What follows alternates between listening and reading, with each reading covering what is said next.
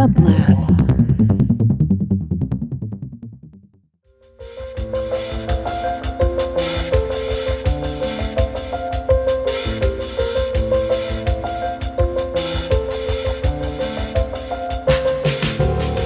Welcome to the Quarantine Tapes, a daily podcast from Onassis, LA and dublab. Hosted by Paul Holdengräber, this series chronicles shifting paradigms in the era of social distancing.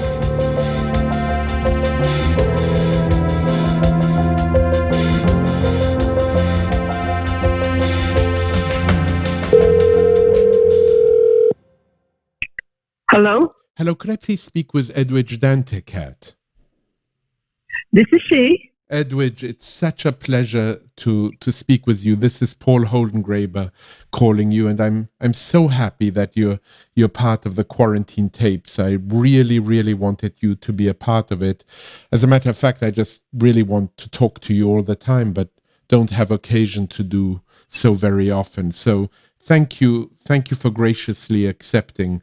How are you? I'm fine, and thank you for calling. It's always wonderful to speak to you.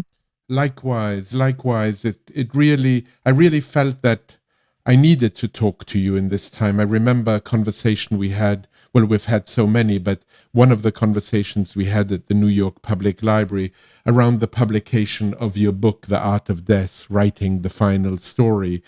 And I've had occasion now to go back to it and to go back to your work, generally speaking, and to read all the extraordinary essays you've been writing in the New York Times. And there's one line in The Art of Death which struck me. I mean, so many, but this one where you say, I have been writing about death for as long as I have been writing. And it made me think of our present time and how sadly qualified you are to speak at this moment.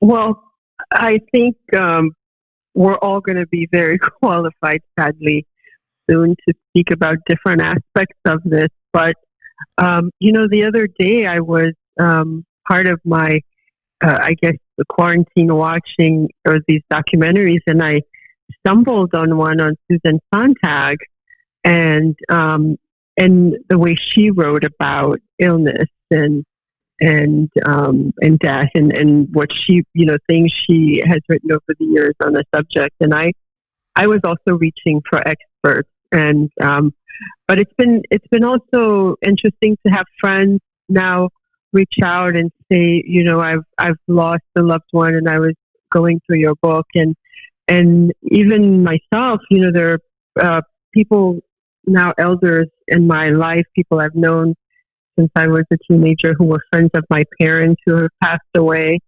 and the way that funerals happen these days, where you get a code and you're supposed to either watch it on Zoom or FaceTime, or it's new territory for all of us, whether we're talking about life and death. It's really, the word unprecedented keeps getting used, but it's really extraordinary. And in terms of the language and emotions that it requires to just live through, with all the inequalities, with all the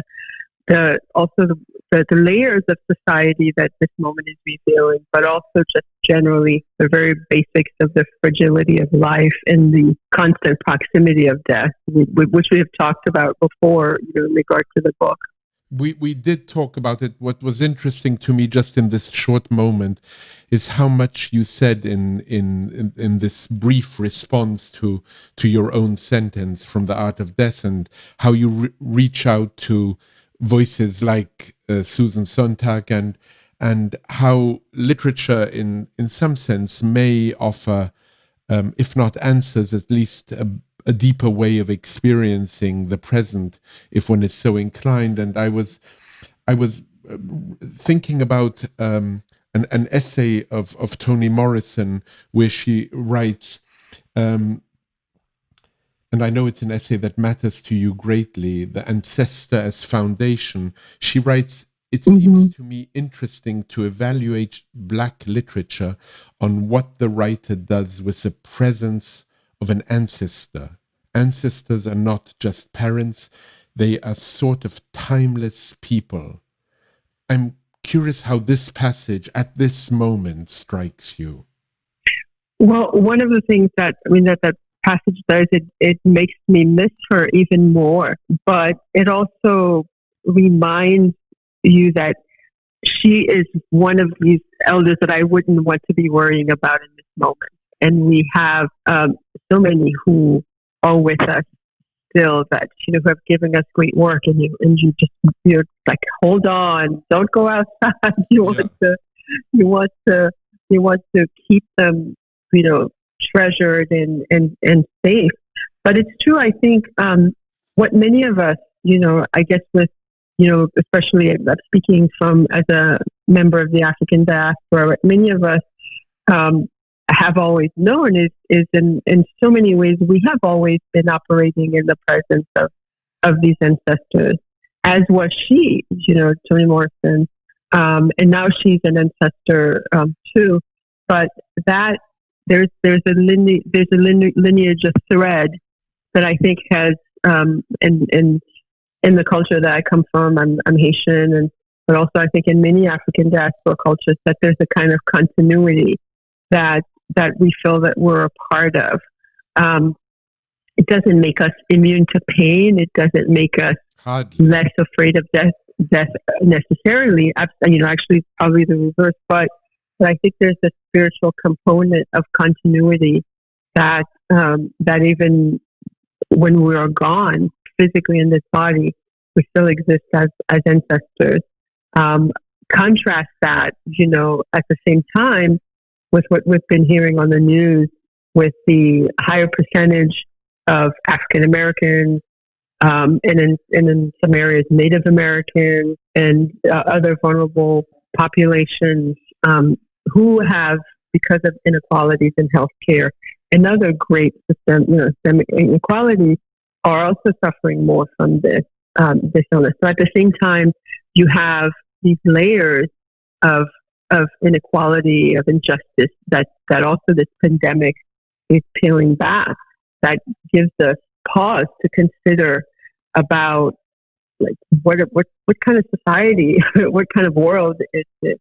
I think that's what it might bring to the foreground what kind of society we've been living in. Not that kind of society was hidden from your eyes, but it can easily be hidden from one's eyes when one is so occupied or preoccupied or busy.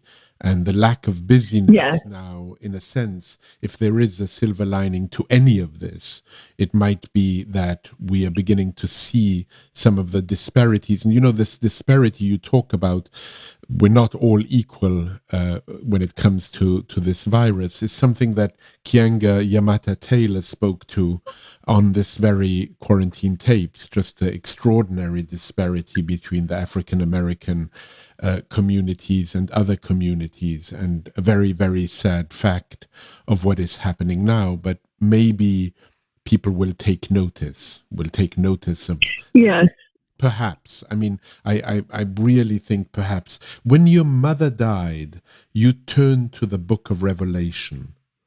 And I am wondering, you said that the plethora of gloomy imagery in a way comforted you.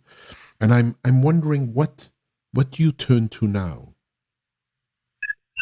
Well, I'm now the book of Revelations is just too gloomy for me. It's too much.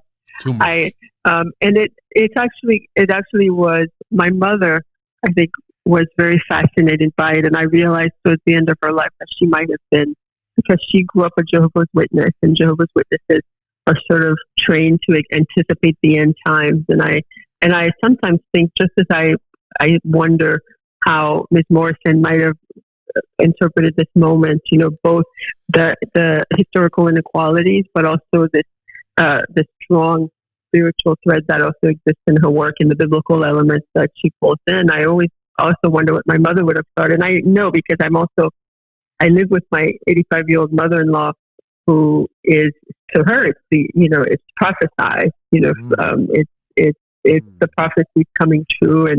And I spoke to one of my parents who's very over 90, a gentleman who's over 90, who I check in on regularly, he said, we're paying for our sins. Like, that's how he's saying. That's his interpretation of it. So that's I feel like I get that orally, but I'm sadly a very terrible news junkie, which is bad for you, because then combine that with the imagination that I think as a creative person you have, you just kind of spiral, and I have to. There are nights when I can't sleep, really. Like I'll stare at the wall, or I'll wake up at 3 a.m. and it's not at a state where I can get up also and write. It's just kind of a state of worry, not just for myself, but for my family in Haiti. And Haiti is a place that is so vulnerable, would be so vulnerable to this, with the healthcare we have. So I worry about people in Haiti. And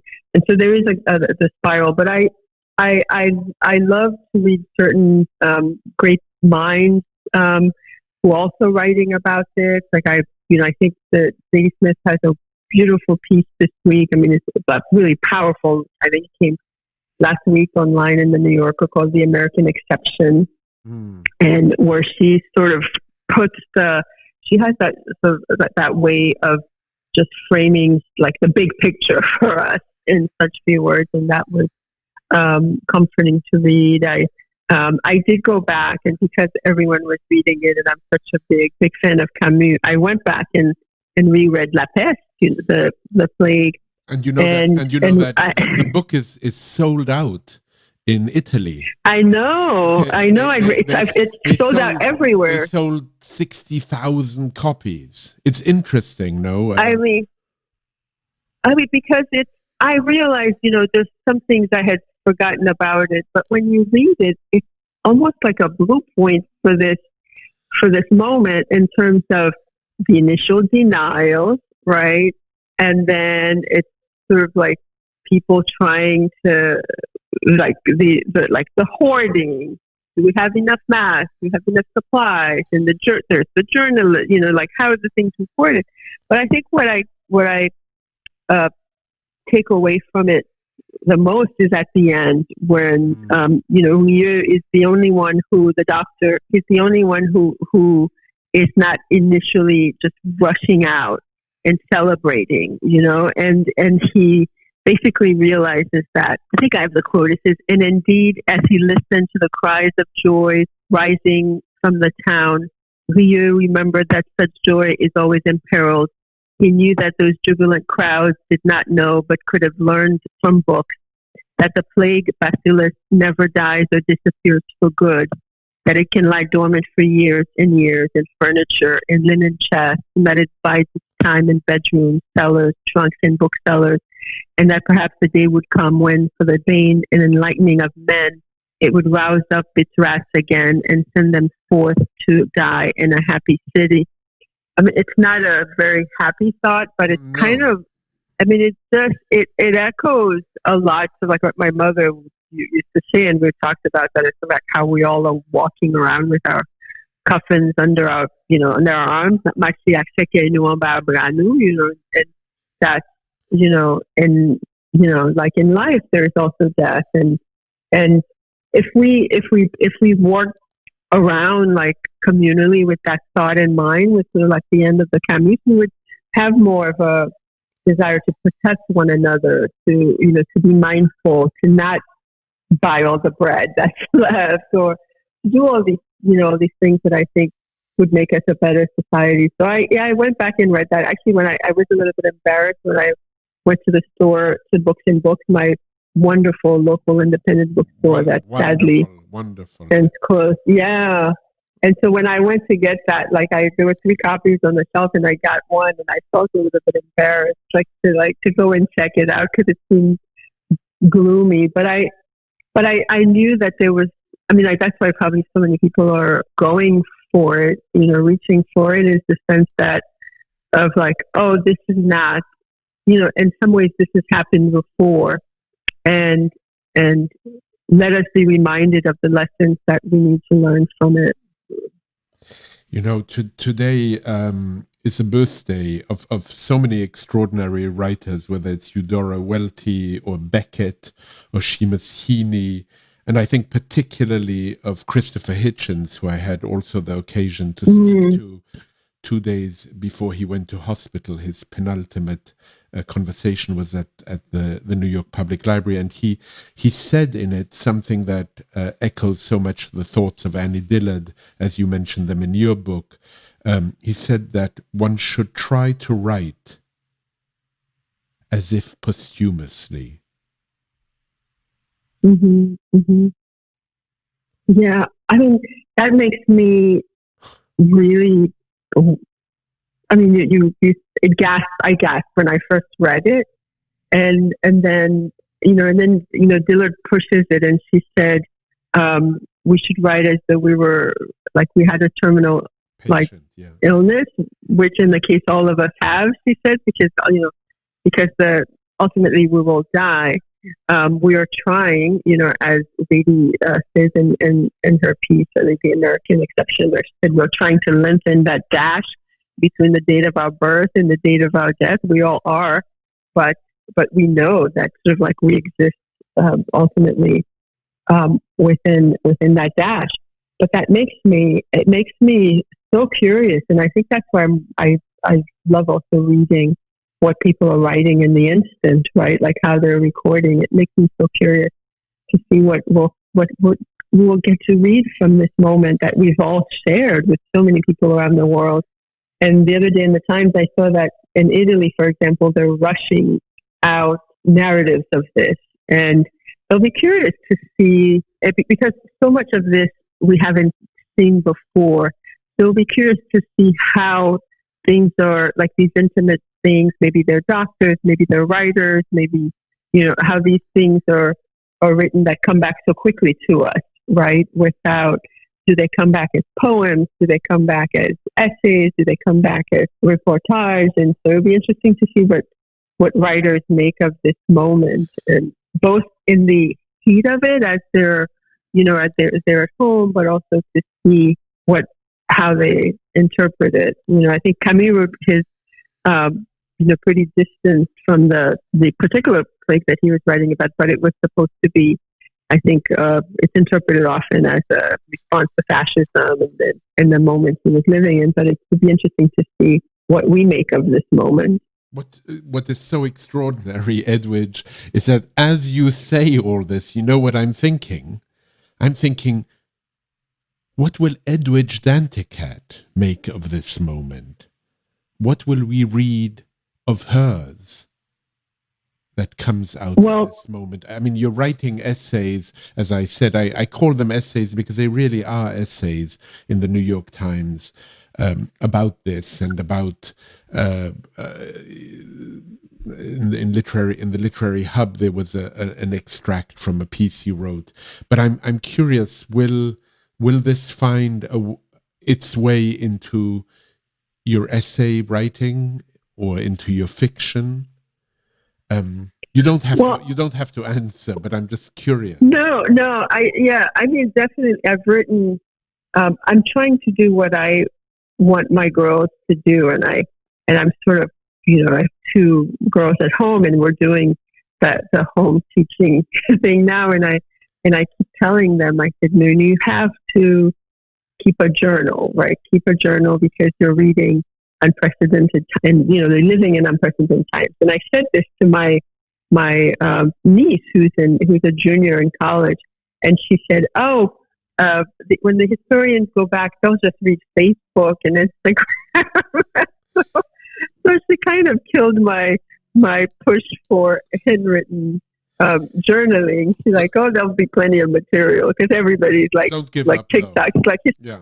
She said, no. I know, she said, but I hadn't thought of that when she said it. She said, historians will just look at TikTok and Instagram and Facebook, and they'll get a gist of what was happening.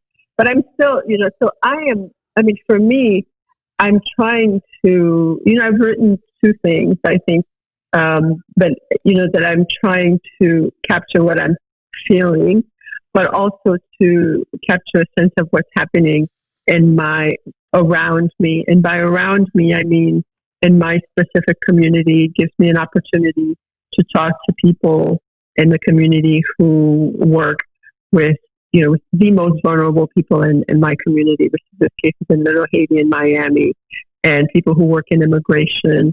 To this last week, they were deporting people to countries, to Haiti, but also to quite a few other countries in our region, countries that have said, that would be, or some places already really struggling with a few cases of this virus, and it would be devastating to have more exposure. So there's deportations, there's people who are DACA, who are childhood arrivals, who work in the healthcare and are working, at any time there's discussion that they might lose their status. And there's so much happening in so I'm trying to put look at that, like the things that are happening in my individual environment, and sort of like try to share that with others as much as I can, contribute to that as much as I can. And you always have. Your parents took you to see detention centers in Brooklyn when you were young, and you have taken your children to see detention centers at the border. And I think, And in a sense, why? What happens when you see reality with your own eyes? It's not secondhand. Your experience is not secondhand. It's not something you were talking earlier about reading the newspapers too much and watching the news too much. You'll be interested to know that on the quarantine tapes, I interviewed Pico Aya, who said one should look at the news 5 minutes a day or less.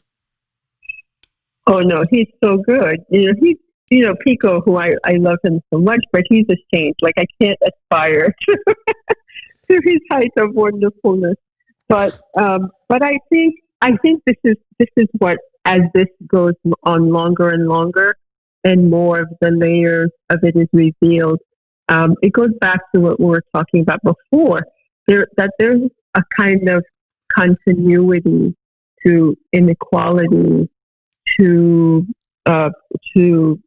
imbalances that this is part of. And so for a lot of people, and we're seeing that with the mortality rates and so forth, this just continues and drags on and worsens something that's been there and others have not known about. So, for example, the fact that you have these heightened deportation. So there are people who are like, yeah, this is our opportunity to close borders, to hurt people who already hurt. So I think that's also, catastrophes bring about possibilities, opportunities, both negative and positive. Yes, and I think it's important to keep an eye on those things, because so much can be, in the name of quote unquote protecting the larger society, then greater injustices could be done to populations that are already vulnerable. So that, like, a lot of what's happening in immigration right now. So I'm looking at that. Of course, I'm looking at just that. I'm thinking about that. I'm thinking about, of course, the larger pictures. But you also look around the community. But I think ultimately, hopefully, we will all come out of this a little bit wiser, a little bit more grateful, for sure. We hope. Because we hope. Hope. And there is an essay of yours. I call it an essay because it really is, that you wrote in the New Yorker to mark the 10th anniversary of the earthquake in Haiti, which made me think of an extraordinary line by Nina Simone, where she says, "What kept me sane was knowing that things would change, and it was a question of keeping myself together until they did." In this essay, I'm going to quote it, and then I want you to comment on it. It's an essay that I read nearly as some of the most extraordinary Jewish messianic essays, with the word repeated again and again and again and again of what if, what if, what if. You say, Sorrowful anniversaries inevitably make us wonder what might have been. What if 316,000 people, the death count according to the government estimates, had not perished? What if Haiti had actually been built back better, as President Bill Clinton, who served in a triple role as United Nations Special Envoy for Haiti, International Co-Chair of the Interim Haiti Recovery Commission, and one of the two presidential faces of the Clinton-Bush Haiti Fund, had often promised? What if the $13.5 billion in pledged and donated funds had actually been dispersed and invested in improving the lives of most Haitians, creating genuine paths for a better future? What if more seismic-resistant homes, hospitals, schools, and universities had been built or rebuilt to reduce future casualties? What if rural entrepreneurs, women, organizations, and peasant farmers who face the brunt of diminishing food production, environmental degradation, deadly hurricanes, and climate change had been integral players in the reconstruction plans? And then in italics, what if? So, Edwidge, what if? Yeah. Well, we're already asking in this situation, what if, right? I think Dr. Fauci got into trouble a little bit this weekend with the president, let's say, who hates people taking attention away from him. But what if, like, so many people are, we cannot. What if certain things had been done sooner? What if this hadn't been called a hoax? I think that's always, those things are always in the back of our minds, and what you hope is that we learn something from the moment. But there's such a void of like leadership. There's, in this administration, there's a clear priority of like the market over people's lives as expressed so clearly, very clearly. Sometimes, no? yeah, so clear, yeah, so clear. And there's no ambiguity with that at all. So, but I mean, I think we'll be, if we're following the science, right? There's now people are saying this can come back in the fall, and if those of us who are parents, and I fall within the gap of having youngish children, and then also living with an older person. You're sort of in the middle, and you're thinking ahead. What is this going to look like in the summer? What is it going to look like in the fall when schools reopen? And all you hope is that we won't be asking, like, what if we had done this? What if we had done that? If this thing reoccurs in the fall. So, I mean, I think the what if is helpful if people are reflective and can learn from a certain kind of situation. But it sure is sorrowful when when it's a kind of response to a lack of action and no lessons at all were learned. Edwidge, I can't tell you how meaningful it is for me to speak to you each and every time. And I want to tell you one of my dreams. One of my dreams is to go with Edwidge Danticat to Haiti and film you there with people who matter to you, and take you also to where my father and mother were in Kenskov in 1938 to 1944. My father as a medical student from Vienna becoming a farmer in Haiti, and for us to discuss both of those destinies in one form or another. That is what I want to do when this pandemic flattens, as they say now. I want to take that trip with you. That's what I dream about. Yes. That's what I dream about when I'm not anxious. Well, thank you. It'll be a wonderful thing to look forward to on the other side. Absolutely. Well, we'll have to do it. It's a date. It's a date. And from this side, Edwidge, thank you so much. And thank you. I could continue, and my very best to all of your family. And we'll speak again, and we'll meet again, and we'll talk again, and we'll travel again. All the best to you. Thank you, Paul. Bye-bye. Thank you. Stay well. Bye-bye. To support this show and Dublab's progressive programming, go to dublab.com/support.